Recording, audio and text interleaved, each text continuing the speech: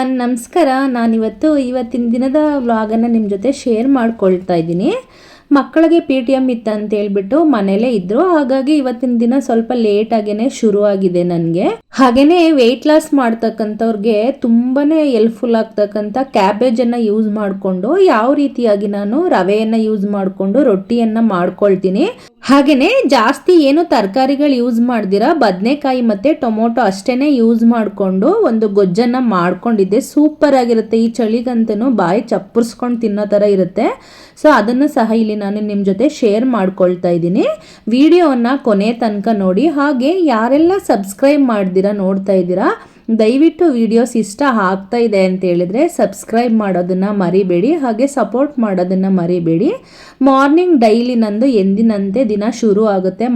ಹೊರಗಡೆ ಎಲ್ಲ ರಂಗೋಲೆ ಬಿಡಿಸ್ತಕ್ಕಂಥದ್ದು ಮಾಮೂಲಿ ಎಲ್ಲನೂ ಸೇಮೇ ಇರುತ್ತೆ.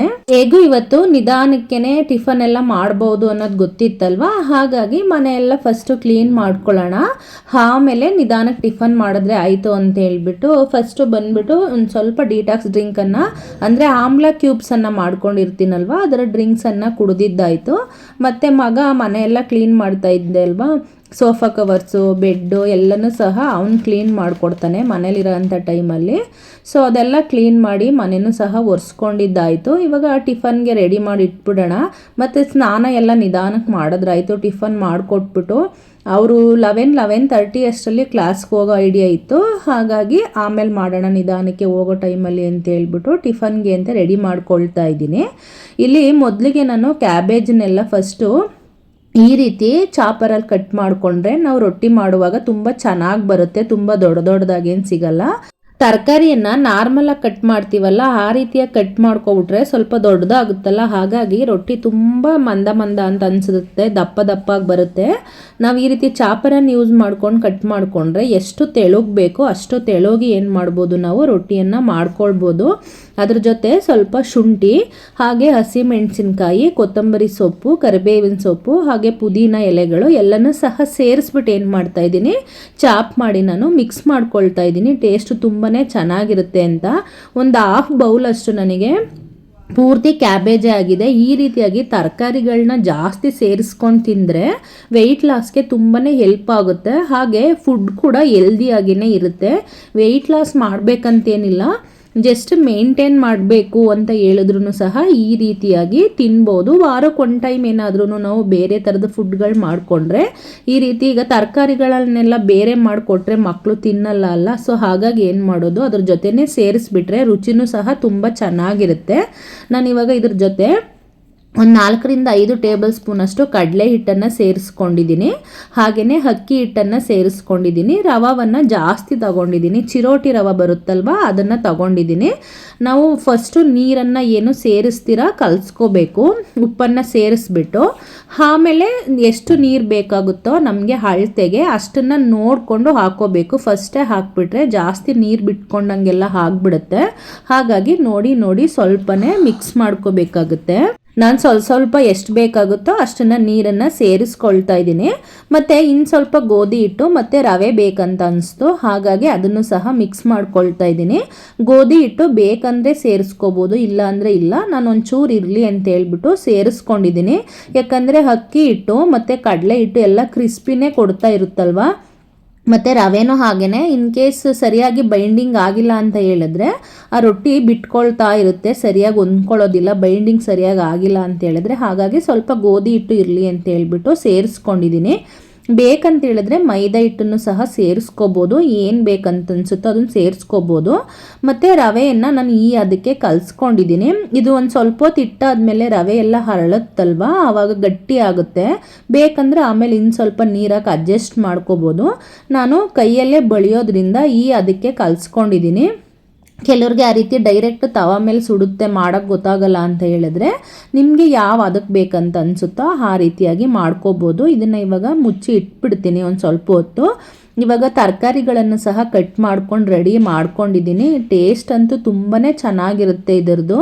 ಹಾಗಾಗಿ ಇದನ್ನು ಸಾಮಾನ್ಯವಾಗಿ ಬದನೆಕಾಯಿ ಟೊಮೊಟೊ ಎಲ್ಲ ಜಾಸ್ತಿ ಇರಬೇಕಾದ್ರೆ ಇದನ್ನೇ ರೆಡಿ ಮಾಡ್ಕೊಳ್ತಾ ಇರ್ತೀನಿ.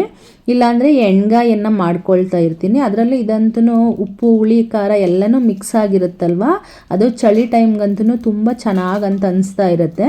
ಇವಾಗ ಬಾಣಲಿಯಲ್ಲಿ ಒಂದು 2-3 ಟೇಬಲ್ ಸ್ಪೂನಷ್ಟು ಆಯಿಲ್ ಹಾಕ್ಕೊಂಡು ಅದಕ್ಕಾದ್ಮೇಲೆ ಸಾಸಿವೆ, ಒಂಚೂರು ಜೀರಿಗೆ ಹಾಗೆ ಕಡಲೆಬೇಳೆ ಸೇರಿಸ್ಕೊಂಡು ಅದೆಲ್ಲ ಸ್ವಲ್ಪ ಹುರ್ಕೊಂಡು ಈರುಳ್ಳಿಯನ್ನು ಸಹ ಸೇರಿಸ್ಕೊಂಡು ಹುರ್ಕೊಂಡು, ಈರುಳ್ಳಿ ಸ್ವಲ್ಪ ಬ್ರೌನ್ ಆದಮೇಲೆ ಟೊಮೊಟೊ ಸೇರಿಸ್ಕೊಳ್ತೀನಿ. ಟೊಮೊಟೊನ ಒಂದು 5 ನಿಮಿಷ ಹುರ್ಕೊಂಡು ಅದಾದ ನಂತರ ನಾನು ಬದನೆಕಾಯಿಯನ್ನು ಸೇರಿಸ್ಕೊಳ್ತೀನಿ. ಎಲ್ಲವನ್ನು ಸೇರಿಸಿ ಸ್ವಲ್ಪ ಲಿಡ್ ಕ್ಲೋಸ್ ಮಾಡಿ ನೀಟಾಗಿ ಹುರ್ಕೋಬೇಕು. ಸ್ವಲ್ಪ ಅದೆಲ್ಲ ಮೆತ್ತಗಾಗಬೇಕು. ಮೆತ್ತಗಾದ್ಮೇಲೆ ಇಲ್ಲಿ ನಾನು ಸ್ವಲ್ಪ ಧನಿಯಾ ಪೌಡ್ರು ಹಾಗೆಯೇ ಈ ಬೇಳೆ ಸಾಂಬಾರು ಪೌಡರ್ ಇರುತ್ತಲ್ಲ ಅದನ್ನು ಸೇರಿಸ್ಕೊಳ್ತಾ ಇದ್ದೀನಿ. ಹಾಗೆ ಸ್ವಲ್ಪ ಖಾರದ ಪುಡಿಯನ್ನು ಸೇರಿಸ್ಕೊಳ್ತಾ ಇದ್ದೀನಿ. ನಾನು ಏನೇ ಯೂಸ್ ಮಾಡಿದ್ರು ಅಷ್ಟೇ ಸ್ವಲ್ಪ ಹುಣಸೆ ಹುಳಿ ಅಂತಲೂ ಯೂಸ್ ಮಾಡ್ತೀನಿ. ಇಷ್ಟ ಇದ್ದರೆ ಮಾಡ್ಕೋಬೋದು, ಇಲ್ಲ ಅಂದರೆ ಅದನ್ನು ಸ್ಕಿಪ್ ಮಾಡ್ಬೋದು.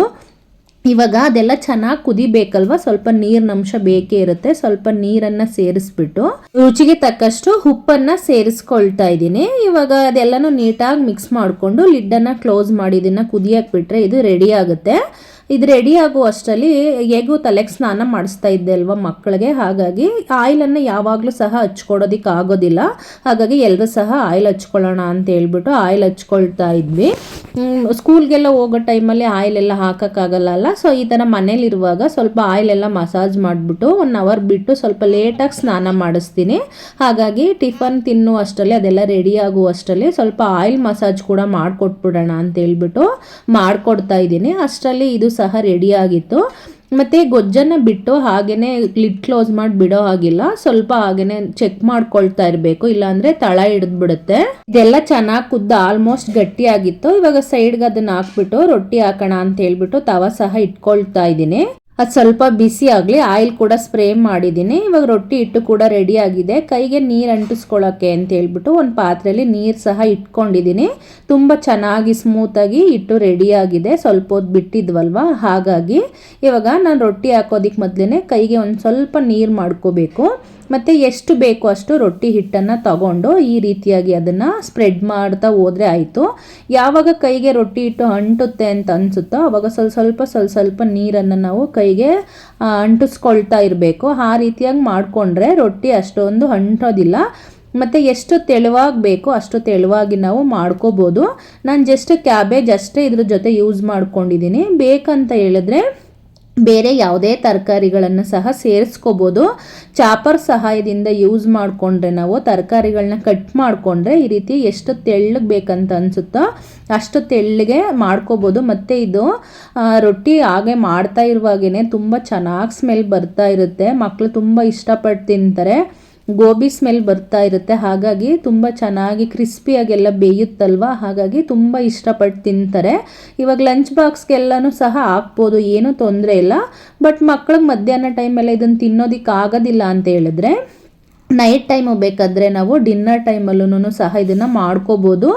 ಹೆಚ್ಚು ಫೈಬರ್ ಸಿಗುತ್ತಲ್ವ. ಮತ್ತು ಜಾಸ್ತಿ ಈ ವೆಯ್ಟ್ ಲಾಸ್ ಮಾಡ್ತಕ್ಕಂಥವ್ರು ಕ್ಯಾಬೇಜನ್ನು ಯೂಸ್ ಮಾಡಿದ್ರೆ ತುಂಬಾ ಒಳ್ಳೆಯದು.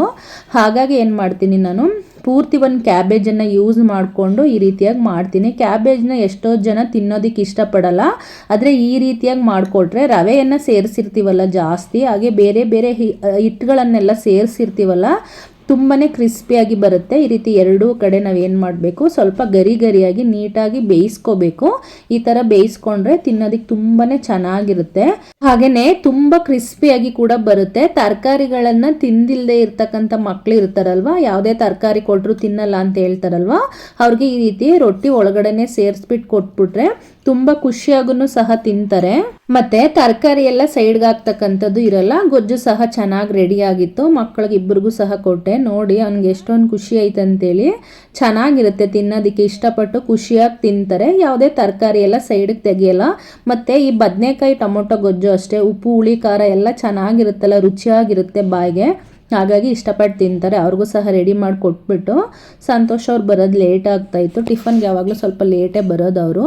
ಹಾಗಾಗಿ ನಾನು ಸಹ ತಿಂದ್ಬಿಟ್ಟು ಸ್ನಾನ ಎಲ್ಲ ಆಮೇಲೆ ಮಾಡ್ಕೊಳ್ಳೋಣ ಅಂತ ಹೇಳ್ಬಿಟ್ಟು ನನಗೂ ಸಹ ರೆಡಿ ಮಾಡಿಕೊಂಡೆ. ಮೇಲೆ ಚೂರು ಬೆಣ್ಣೆ ಹಾಕೊಂಡ್ರೆ ಟೇಸ್ಟ್ ಇನ್ನೂ ಸಹ ಸೂಪರ್ ಆಗಿರುತ್ತೆ. ಊರಲ್ಲೆಲ್ಲ ಇವಾಗ ಅಜ್ಜಿ ಎಲ್ಲ ಮಾಡುವಾಗ ಬೆಣ್ಣೆ ಎಲ್ಲ ಹಾಕೊಡೋರಲ್ಲ ರೊಟ್ಟಿಗೆ, ಎಷ್ಟು ಚೆನ್ನಾಗಿರ್ತಿತ್ತಲ್ವ, ಅದೆಲ್ಲ ನೆನಪಾಗುತ್ತೆ.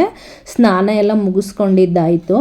ಅಷ್ಟರಲ್ಲಿ ಸಂತೋಷ್ ಅವರು ಸಹ ಟಿಫನ್ಗೆ ಬಂದರು. ಸರಿ ಅಂತ ಹೇಳ್ಬಿಟ್ಟು ಅವ್ರಿಗೂ ಸಹ ರೆಡಿ ಮಾಡಿ ಕೊಟ್ಬಿಟ್ಟು ಟಿಫನ್ನ ಆಮೇಲೆ ಪೂಜೆ ಎಲ್ಲ ಮಾಡ್ಕೊಳ್ಳೋಣ ಅಂತ ಹೇಳ್ಬಿಟ್ಟು ಅದನ್ನು ರೆಡಿ ಮಾಡಿ ಕೊಡ್ತಾ ಇದ್ದೆ.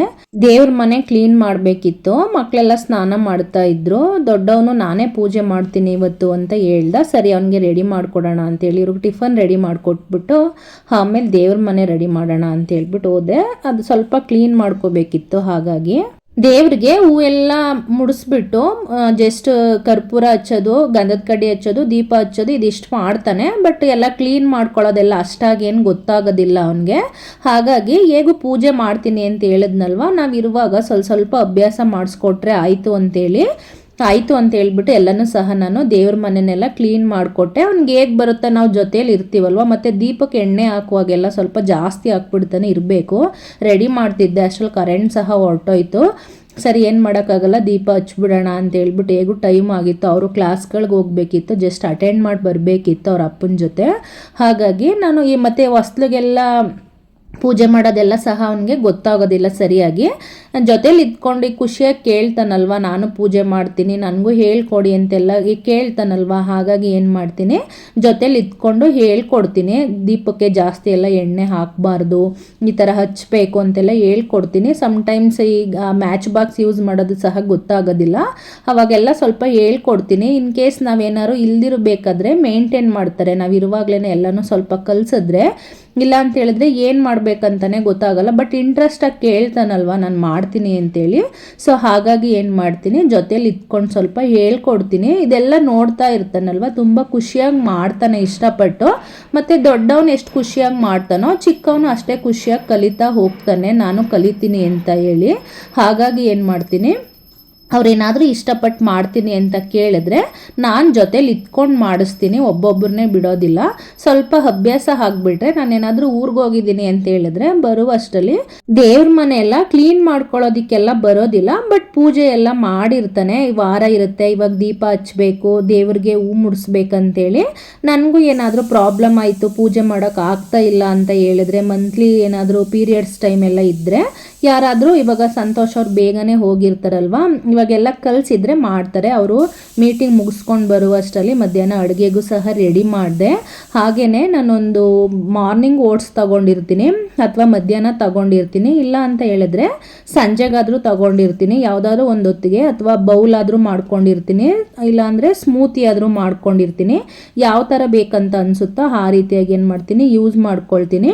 ಸೊ ಹಾಗಾಗಿ ಸ್ವಲ್ಪ ಓಟ್ಸ್ ಸಹ ಮಾಡ್ಕೊಳ್ಳೋಣ ಅಂತ ಹೇಳ್ಬಿಟ್ಟು, ಫ್ರೂಟ್ಸ್ಗಳಿತ್ತು ಹೇಗೂ ಸರಿ ಅಂತ ಹೇಳ್ಬಿಟ್ಟು ಅದನ್ನು ಸಹ ನಾನು ರೆಡಿ ಮಾಡ್ಕೊಳ್ತಾ ಇದ್ದೆ.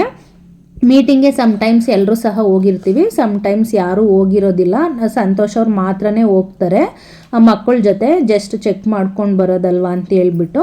ಹಾಗಾಗಿ ಅವರೇ ಹೋಗಿದ್ರು. ನನಗೇನಾದರೂ ಬೇರೆ ಕೆಲಸಗಳಿತ್ತು ಅಂತ ಹೇಳಿದ್ರೆ ಅವರೇ ಹೋಗ್ತಾರೆ. ಸಮ್ಟೈಮ್ಸ್ ತುಂಬ ಟ್ರಾಫಿಕ್ ಆಗಿಬಿಡುತ್ತೆ, 4 ಮೆಂಬರ್ಸು ಗಾಡೀಲಿ ಹೋಗೋದು ತುಂಬ ಹಿಂಸೆ ಅಂತ ಅನಿಸುತ್ತೆ. ಹಾಗಾಗಿ ಏನು ಮಾಡ್ತಾರೆ, ಅವರೇ ಹೋಗಿ ಅಟೆಂಡ್ ಮಾಡ್ಕೊಂಡು ಬರ್ತಾರೆ. ಹಾಗಾಗಿ ನಾನು ಹೋಗಿಲ್ಲ. ಬರುವಷ್ಟರಲ್ಲಿ ಅಡುಗೆಗೆಲ್ಲ ರೆಡಿ ಮಾಡಿ ನನಗೊಂದು ಬೌಲನ್ನು ಮಾಡಿಕೊಂಡೆ. ಈ ರೆಸಿಪಿ ಎಲ್ಲ ಆಲ್ರೆಡಿ ನಾನು ಶೇರ್ ಮಾಡ್ಕೊಂಡಿದ್ದೀನಿ ತುಂಬ ಸಲ. ಓಟ್ಸ್ ಮೊದಲೇ ಅಭ್ಯಾಸ ಆಗೋ ತನಕ ಸ್ವಲ್ಪ ಹಿಂಸೆ ಅನಿಸುತ್ತೆ, ಅಭ್ಯಾಸ ಆದಮೇಲೆ ಅದೇನೇ ತುಂಬ ಇಷ್ಟ ಆಗುತ್ತೆ. ಯಾಕಂದರೆ ಅಬ್ಸರ್ವ್ ಮಾಡ್ತಾ ಇರ್ತೀವಲ್ಲ, ನಮಗೆ ಸ್ಟಮಕ್ ಎಲ್ಲ ಎಷ್ಟು ಬೆಸ್ಟ್ ಅಂತ ಅನಿಸುತ್ತೆ. ಹಾಗಾಗಿ ತುಂಬ ಚೆನ್ನಾಗಿರುತ್ತೆ. ಟ್ರೈ ಮಾಡಿ ವೆಯ್ಟ್ ಲಾಸ್ ಮಾಡ್ತಕ್ಕಂಥವ್ರು. ಇದಾಗಿತ್ತು ಇವತ್ತಿನ ನನ್ನ ಒಂದು ವಿಡಿಯೋ. ಮತ್ತೊಂದು ವ್ಲಾಗಲ್ಲಿ ಮತ್ತೊಂದು ವಿಷಯದ ಜೊತೆ ಸಿಗ್ತೀನಿ. ಅಲ್ಲಿ ತನಕನೂ ಎಲ್ರಿಗೂ ಸಹ ದಿನ ಚೆನ್ನಾಗಿರಲಿ ಅಂತ ಹೇಳ್ತಾ, ಎಲ್ರಿಗೂ ಸಹ ಒಳ್ಳೆಯದಾಗಲಿ ಅಂತ ಹೇಳ್ತಾ, ದಯವಿಟ್ಟು ಸಬ್ಸ್ಕ್ರೈಬ್ ಮಾಡಿಕೊಂಡು ಸಪೋರ್ಟ್ ಮಾಡಿ ಅಂತ ಕೇಳ್ತಾ ಇದ್ದೀನಿ. Thank you.